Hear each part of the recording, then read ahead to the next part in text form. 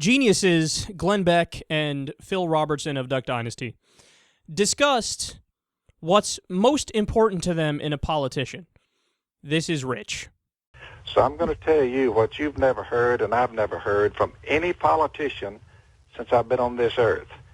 I love God and I love you. I'm just waiting on those two lines for the guys and gals we elect. I would just love for at some point someone stand there and say, you know what? You elected me. I appreciate it. I want you to know that I love God and I love you and I am responsible to Him, one, and to you, second, and I will make every effort to remain a spiritual, holy person while I'm in Washington, D.C., and make political decisions based on my faith in God. Everything will be vetted through His Word. I will tell you that I stood in a top of a hotel across from the White House about 5 or 6 years ago, and my wife and I looked down at the White House, and I said to her, when was the last time somebody who was truly, truly humble got down on bended knee in that Oval Office every single day and said, please, dear God, help me, help us.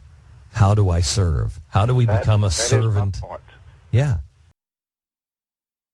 That's your bar for a good president? That's what you want the president to do?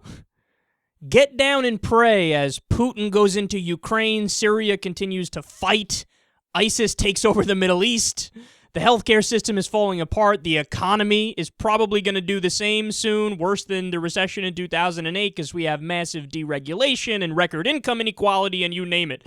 That's what you want the president to do? Wish on a star. Talk to Tinkerbell. No, we are speaking different languages with the conservatives. They're not having the same conversation with us. They're not in the same town as us, the same city as us, the same zip code as us, the same state as us, the same country as us. That's how they value a president. Well, if he just does some preaching and speaking, tell me you love me, tell God you love Him more. That's what you got to do right there. That's what I say. I just want the president to get down on one knee in the White House. Well, Bill had Monica get down on 2 knees. Does that count? I prefer that kind of a president. That president is busy. Did you know there were stories of Clinton talking on the phone to congressmen as Monica was blowing him?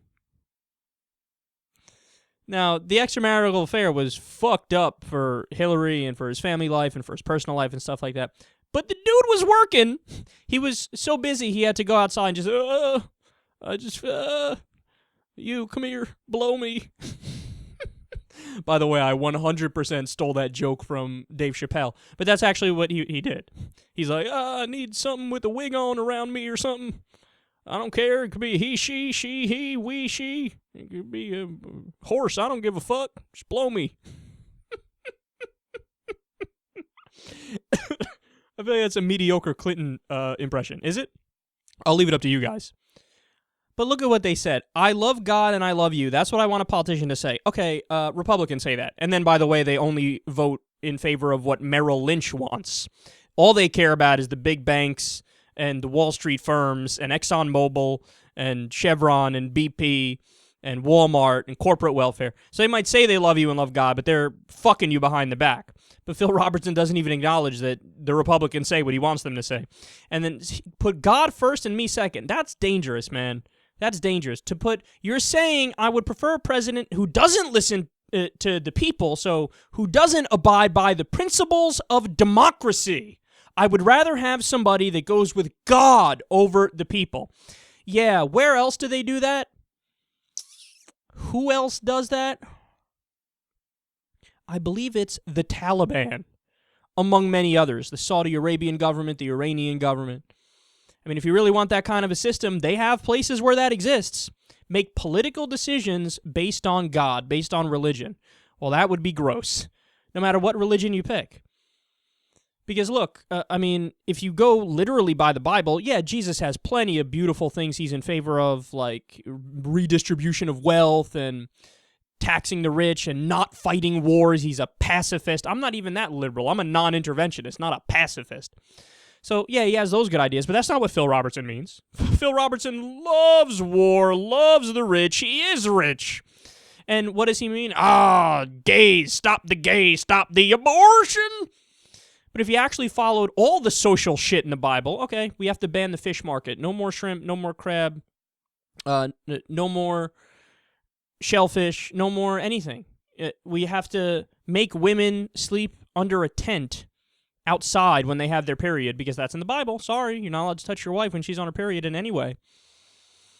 We have to kill people if they work on Sunday. I mean, the list of absurd laws in the Bible, which at the time maybe made sense. Maybe people ate shellfish and then they died, and then they said, it's a rule, don't eat shellfish. But today, that makes no fucking sense. But if he actually followed it, if we actually had a government that followed the Bible, it would be the weirdest, strangest, craziest, most repressive, most backward society imaginable, except the only beautiful thing would be universal health care and no war. Unless you go with the Old Testament, then the war would be everywhere. You can't even follow the Bible, you see? Because it's so contradictory. So what does Phil Robertson really mean? Follow my interpretation of my religion. Or no. Or we can go by the democratic will of the majority, and you can sit outside.